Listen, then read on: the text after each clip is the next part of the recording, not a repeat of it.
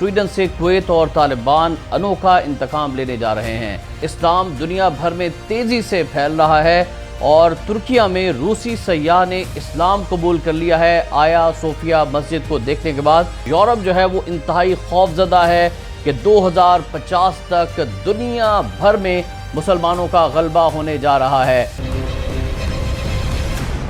बिस्मिल्लाहिर्रहमानिर्रहीम, अस्सलाम वालेकुम नाज़रीन, आप देख रहे हैं खबर पॉइंट और मैं हूं एहतशाम रहमान। नाज़रीन, दुनिया में जिस कदर इस्लाम के ख़िलाफ़ साजिशें हो रही हैं, इसका रद्दअमल आ रहा है और इसके रद्दअमल के जवाब में दुनिया भर में इस्लाम तेज़ी से अल्हम्दुलिल्लाह फैलना शुरू हो गया है। कुवैत की जानिब से एक ऐसा आज फ़ैसला किया गया है कि जिससे हम अंदाज़ा लगा सकते हैं कि दुनिया भर में बिलखुसूस स्वीडन को कुरान पाक को समझने में बहुत ज़्यादा मदद मिलेगी, जबकि तालिबान की जानिब से एक ऐसा रद्दअमल आया है जिसने पूरी उम्मत मुस्लिमा के दिल खुश कर दिए। आज के इस व्लॉग में हमने आपको ऐसी वीडियो भी दिखानी है कि तुर्किया में एक रूसी सयाह ने इस्लाम कबूल किया है और ये वीडियो पूरी दुनिया में वायरल हो रही है। ये व्लॉग पूरा देखिएगा, इस व्लॉग के आखिर में हम आपको ये वीडियो दिखाने जा रहे हैं। 28 जून वो तारीख का बदतरीन दिन था कि जब स्वीडन के अंदर एक मलून और मुल्हिद की जानिब से नाउज़ुबिल्लाह सुम्मा नाउज़ुबिल्लाह ईद उल अज़हा के पहले दिन इराकी शहरी था ये, जिसने कुरान पाक की बेहुरमती की थी। और इस घिनौने वाक़े के बाद से पूरी दुनिया में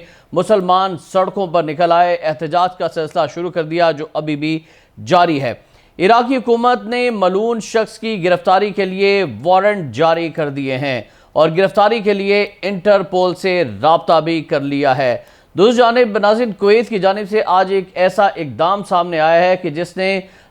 उम्मत मुस्लिमा के दिल खुश कर दी हैं और एक ऐसा मंसूबा है कि जिसकी वजह से स्वीडन जहां पर नाउज़ुबिल्लाह कुरान पाक की बेहुरमती की गई थी, अब वहां पर कुरान की तबलीग का आगाज़ करने जा रहे हैं और कुवैत ने स्वीडिश ज़ुबान में कुरान पाक के 1 लाख नुस्खे शाया करने का ऐलान कर दिया है। और कुवैत की जानिब से कहा गया है कि स्वीडिश ज़ुबान में कुरान करीम के तर्जुमे वाले 1 लाख नुस्खों की तबात की जाएगी और पूरे स्वीडन में ये कुरानी नुस्खे मुफ्त तकसीम किए जाएंगे स्वीडन के लोगों को। और आज ने इस ज़बरदस्त और शानदार तबलीग इस्लाम और कुरान फहमी के मंसूबे का ऐलान करते हुए कुवैत के वज़ीर-ए-आज़म शेख अहमद नवाफ अल अहमद अस-सबा ने मुतालिका अथॉरिटी को कुरान पाक की तबात और इशाअत का काम सौंप दिया है और स्वीडिश ज़ुबान में कुरान पाक शाया करने का फ़ैसला इस्लामी रवादारी, इक़दार और बक़ाए बाहमी को फ़रोग़ देने के लिए, इस्लाम की तबलीग के लिए, कुरान फहमी के लिए, कुरान का मैसेज पूरी दुनिया तक पहुँचाने के लिए, बिलखुसूस स्वीडन के जहाँ पर लोग कुरान के ख़िलाफ़ इस तरह के इक़दामात करते हैं, उनको कुरान का असल मैसेज पहुँचाने के लिए ये एक बहुत बड़ा इक़दाम है जिसे सराहा जाना चाहिए। और पूरी दुनिया में हर मुल्क, हर यूरोपीय मुल्क जहाँ पर नाउज़ुबिल्लाह सुम्मा नाउज़ुबिल्लाह इस तरह की गुस्ताखी की जाती है, तो ये कुवैत की जानिब से पहला कदम है। दीगर ममालिक को भी ऐसा करना चाहिए कि वहाँ पर उन्हीं की ज़ुबान में कुरान पाक के तर्जमा वाले जो नुस्खे हैं उसी ज़ुबान में वो तकसीम किए जाएँ ताकि उन लोगों को दीन का सही समझ आ सके, दीन की सही समझ आ सके और वो फैसला कर सकें कि क्या दुरुस्त है, क्या गलत है। अभी तक उन तक दीन उस तरह से पहुंचा नहीं है और इस वजह से वो इस तरह की हरकतें करते हैं। लेकिन जब उनको समझ आ जाएगी और इस्लामोफोबिया से वो जब बाहर निकलेंगे और फिर वो गौर फ़िक्र करेंगे तो फिर उन्हें पता चलेगा कि असल जो दीन है वो दीन इस्लाम ही है। तो दूसरी जानिब नाज़रीन, तालिबान जो है वो बहुत गुस्से में आ गए हैं। स्वीडन में जो कुछ किया गया उस मलून और मुल्हिद इराकी शख्स की जानिब से, तो तालिबान हुकूमत ने स्वीडन में कुरान पाक की बेहुरमती के ख़िलाफ़ स्वीडन से मुआफ़ी मांगने का मुतालबा कर दिया है। तालिबान के तर्जुमान है ज़बीहुल्लाह मुजाहिद साहब, इन्होंने सोशल मीडिया पर जारी बयान में कहा है कि सरकारी तौर पर मुआफ़ी मांगने तक अफ़गानिस्तान में स्वीडन की सरगर्मियाँ मुअत्तल रहेंगी और तमाम अफ़गान सरकारी इदारों को इस हुक्म पर अमल करना होगा।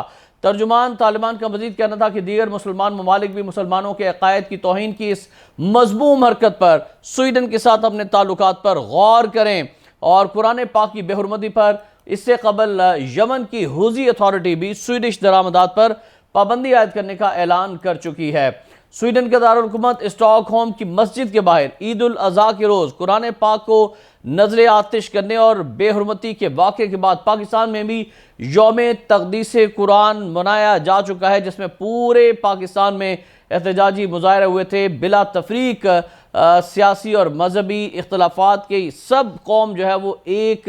نقطے پر اکٹھی ہو گئی تھی کہ مسلمان جو ہیں وہ قرآن پاک کی حرمت اور نبی کریم صلی اللہ علیہ وآلہ وسلم کی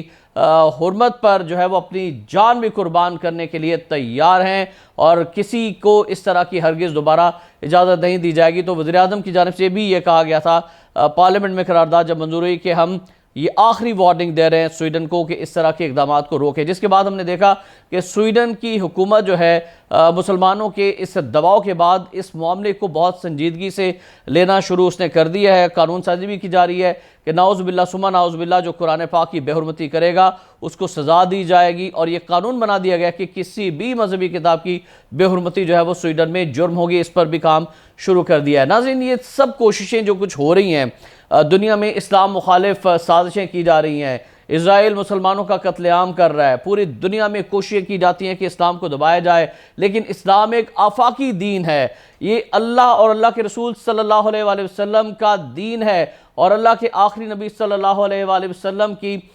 جو پیشن گوئی ہے وہ یہ ہے کہ انشاءاللہ ایک بار پھر پوری دنیا کے اندر قیامت سے قبل اسلام کا غلبہ ہوگا، اور اسی لیے جتنا یہ دباتے ہیں اور جتنا بھی یورپی ممالک اسلام کے خلاف سازشیں کرتے ہیں، اسلام اتنی ہی تیزی کے ساتھ پھیلتا چلا جا رہا ہے۔ پیو ریسرچ سینٹر کی رپورٹ کے مطابق 2050 تک اسلام دنیا کا سب سے بڑا مذہب بن جائے گا، اور مسلمانوں کی آبادی بڑھ کر 2 ارب 76 کروڑ تک جا پہنچے گی۔ اسلام اس وقت برطانیہ کا دوسرا بڑا مذہب بن چکا ہے۔ یورپی یونین کے ملک بیلجیم کی آبادی کا 25 سے 30% مسلمانوں پر مشتمل ہو چکا ہے۔ جرمنی میں گزشتہ 1 سال میں 4000 سے زائد افراد اسلام قبول کر چکے ہیں، اور ہر سال اس تعداد میں اضافہ ہو رہا ہے، اور جرمن حکومت نے پہلی بار اس حقیقت کا اعتراف کیا ہے کہ اگر مسلمانوں کی تعداد میں اسی رفتار سے اضافہ ہوتا رہا تو 2050 تک جرمنی مسلم اکثریتی ملک انشاءاللہ بن جائے گا۔ ان اعداد و شمار سے یہ بات ثابت ہو جاتی ہے کہ یورپی یونین کے جو 27 ممبر ممالک کی اوسط شرح پیدائش صرف 1.38% رہ گئی ہے،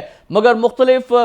مسلم ممالک سے جو یورپی ممالک میں رہائش اختیار کرنے والے مسلمان ہیں، انہوں نے یورپ کی گرتی ہوئی شرح پیدائش کو تھاما ہے، اور اس طرح سے آبادی جو ہے مسلمانوں کی ان یورپی ممالک میں بڑھتی چلی جا رہی ہے، اور انشاءاللہ وہ وقت دور نہیں ہے جب نبی کریم صلی اللہ علیہ وآلہ وسلم کی پیشگوئی انشاءاللہ 100% درست ثابت ہونی ہے، اور اسلام جو ہے وہ دنیا کا نمبر 1 مذہب بن کر آئے گا، پوری دنیا میں اسلام کا غلبہ ہوگا۔ آپ اندازہ لگائیں کہ ترکیہ کی تاریخی مسجد دیکھنے آیا ایک سیاح جس کا تعلق روس سے تھا، اس نے اسلام قبول کر لیا ہے۔ آیا صوفیہ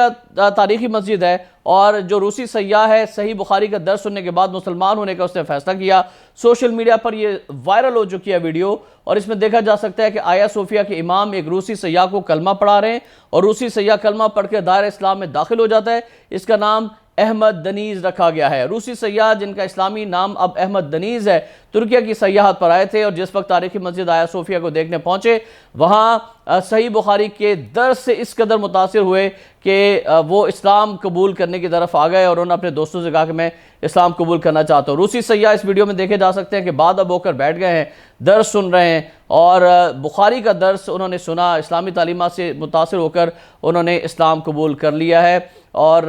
جس پر امام مسجد نے انہیں کلمہ پڑھایا۔ روسی سیاح کی کلمہ پڑھ کر اللہ کی وحدانیت اور حضرت محمد مصطفیٰ صلی اللہ علیہ وآلہ وسلم کے آخری نبی ہونے کا انہوں نے دل سے اقرار کیا ہے۔ اور ناظرین، اس سے پہلے آپ جانتے ہیں کہ WWE کے آن جہانی ریسلر اوماگا کے بیٹے زیلا فاتو نے بھی اسلام قبول کر لیا تھا، اور ان کی جو ویڈیو تھی وہ بھی وائرل ہو چکی تھی، تو اس سے آپ اندازہ لگا سکتے ہیں کہ اسلام کس قدر دنیا بھر میں تیزی سے پھیل رہا ہے، اور انشاءاللہ اب وقت آ گیا ہے کہ مسلمان جو ہے وہ اسلام سے زیادہ